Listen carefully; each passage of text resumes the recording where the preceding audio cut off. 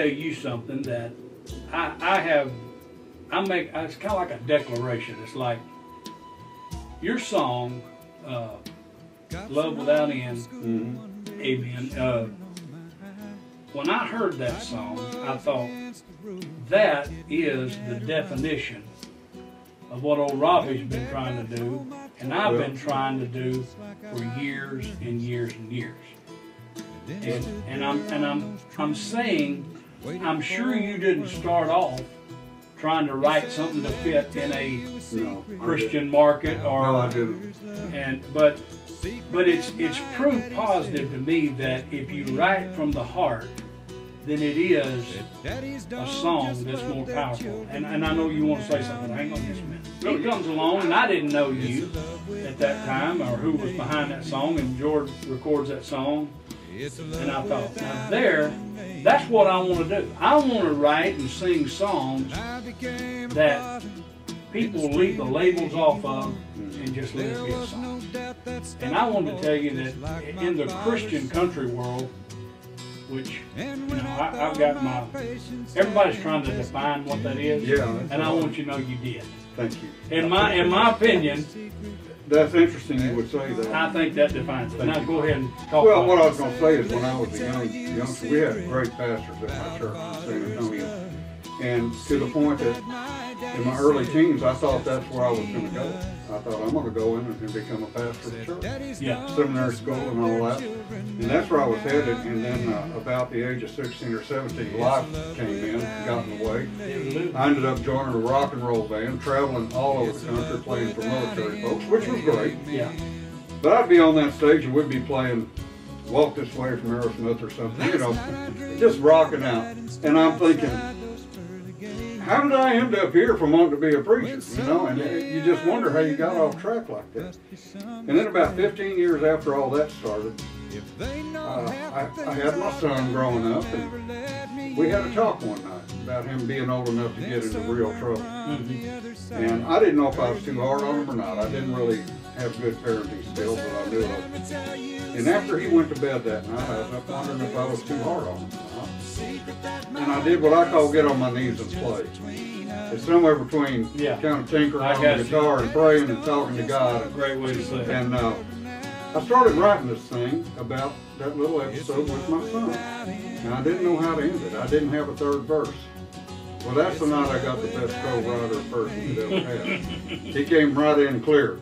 Yes, sir. That song, when George Strait recorded it, reached more people with a great message, as far as I'm concerned, than I ever could have reached from the pulpit. And that's how God works. I mean, He gets in there through this music and spreads it out. Yeah. Now, let me jump in here. This is what I tried to do starting out 25 years ago. Because I understood the church thing, I understood all of that, but I was listening to these songs like that come over the radio, and I was thinking, people love this country music audience loves real songs. They do. And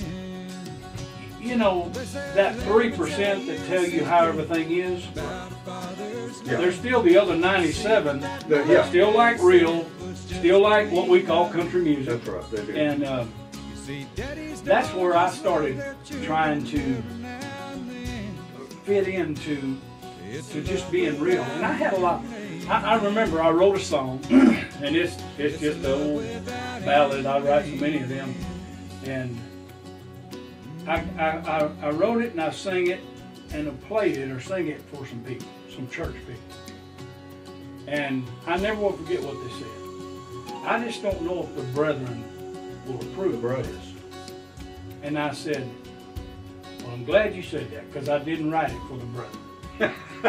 I wrote it for people who need to know that there's some people that really care about where they're at, and they don't come to them with judgment and condemnation. Right.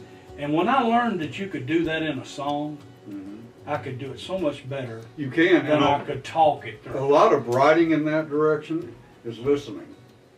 And not trying so hard to say something, but to listen. Would you do that song? I will. I'll be happy to. I mean, this Put it down. Old Mike Manuel said, "This is your Christian country standard." You know what's amazing? It does have a Christian message. It is. And it was rated by Billboard magazine a couple years ago as the number one George Strait song. Y'all hear that? The number one of all the number one George Strait songs. They rated all 60 of his number ones, and of all things. That's why I believe it. That's how it works, man. You just quiet yourself down, listening right from your heart. I got sent home from school one day with a shiner on my eye. Fighting was against the rules, and it didn't matter why. And when Dad got home, I told that story just like I'd rehearsed. And then stood there on those trembling knees, waiting for the words. He said, "Let me tell you a secret about a father's love. A secret that my daddy said was just between us." He said, "Daddies don't just love their children every now and then. It's a love without ending." Oh, come on, Eric. It's a love without ending.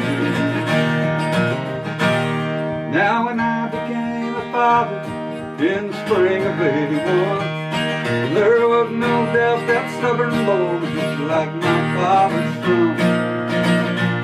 And when I thought my patience had been tested to the end, I took my daddy's secret and passed it on to him. I said, "Let me tell you a secret about a father's love. A secret that my daddy said was just between us." He said, "Daddies don't just love their children every now and then. It's a love without ending. It's a love without ending."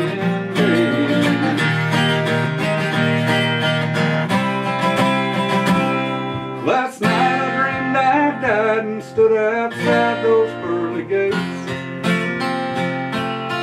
Suddenly I realized there must be some mistake. If they're gonna help the things I've done, they'll never let me in.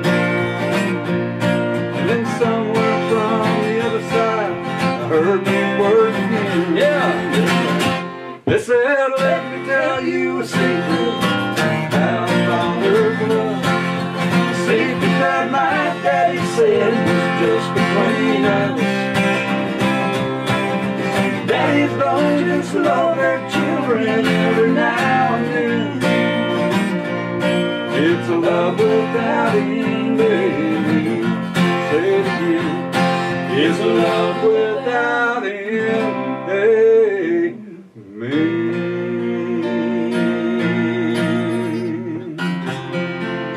Oh boy, I'll tell you right now. Thank you for telling me that story about that. Oh man, that touched my heart. And